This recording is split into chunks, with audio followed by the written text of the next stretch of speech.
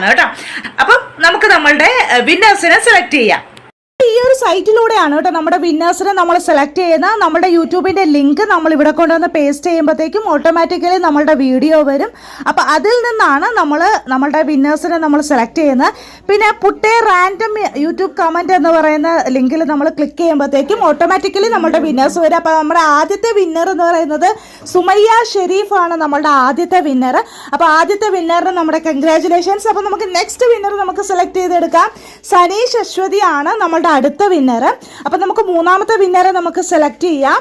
നഫീസത്തുൽ മിസ്രിയാണ് നമ്മളുടെ അടുത്ത വിന്നർ എന്ന് പറഞ്ഞാൽ. നാലാമത്തെ വിന്നറിനെ നമുക്ക് തിരഞ്ഞെടുക്കാം. റംസീന അൽത്താഫ് ആണ് അടുത്ത winner. And last and final വിന്നറിനെ നമ്മൾ സെലക്ട് ചെയ്യുവാണ്. ഷെഫീഖ് കോയയാണ് നമ്മുടെ ലാസ്റ്റത്തെ വിന്നർ.